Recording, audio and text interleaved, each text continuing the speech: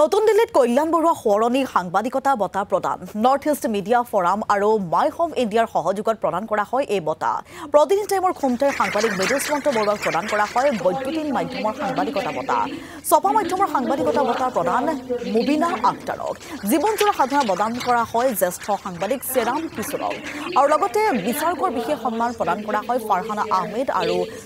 অপাৰমিতা দাসক অনুষ্ঠানৰ মুখ্য অতিথি হিচাপে উপস্থিত থাকি বঁটা প্ৰদান কৰে কেন্দ্ৰীয় ৰাজ্যিক মন্ত্ৰী পবিত্ৰ মাৰ্ঘেৰিটাই উপস্থিত থাকে নৰ্থ ইষ্ট মিডিয়া ফৰামৰ সভাপতি সঞ্জীৱ কুমাৰ বৰুৱা আৰু মাই হোম ইণ্ডিয়াৰ প্ৰতিষ্ঠাপক সুনীল দেওধৰ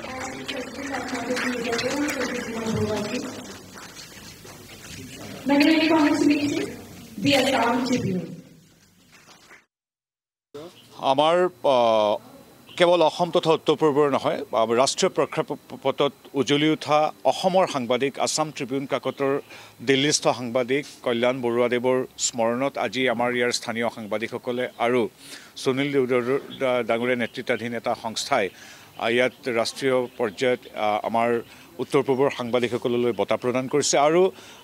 এগৰাকী নিৰপেক্ষ অতি শক্তিশালী প্ৰয়াত সাংবাদিকক স্মৰণ কৰাৰ জৰিয়তে আচলতে সাংবাদিকলৈ শ্ৰদ্ধাৰ্ঘ্য আগবঢ়াইছে আমাৰ নৰ্থ ইষ্ট জাৰ্নেলিষ্ট ফৰামে গতিকে খুব অনন্য অনুভৱ আৰু কিছু দুখৰো অনুভৱ অকালতে আমি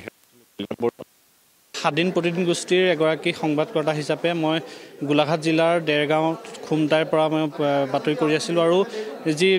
দিল্লীত আজি দেশৰ ৰাজনীতিৰ বঁটা গ্ৰহণ কৰিবলৈ পাই নিজকে ধন্য অনুভৱ কৰিছোঁ আৰু গোলাঘাট জিলা দেৰগাঁও অতি ভিতৰুৱা ব্ৰহ্মপুত্ৰ অঞ্চলৰ সকলোৰে গাঁৱৰ পৰা আহি দেশৰ ৰাজধানীত যে নিজৰ কৰ্মৰ বলেৰে আজি যি বঁটা গ্ৰহণ কৰিবলৈ পাইছোঁ নিজকে ধন্য মানিছোঁ আৰু স্বাধীন প্ৰতিদিন গোষ্ঠীৰ জৰিয়তে মই এই বঁটাটো গ্ৰহণ কৰিবলৈ পাইছোঁ আৰু যি জাতীয়তাবাদৰ পৃষ্ঠপোষক হৈ স্বাধীন প্ৰতিদিন গোষ্ঠীয়ে কাম কৰি আছে আৰু স্বাধীনভাৱে আমাক যি কাম কৰিবলৈ দিছে তাৰ বাবে হয়তো চাগে আজি এই স্বীকৃতিটো পাইছোঁ আৰু স্বাধীন প্ৰতিদিন গোষ্ঠীৰ প্ৰতিগৰাকী কৰ্মকৰ্তাৰ হাততে এই বঁটাটি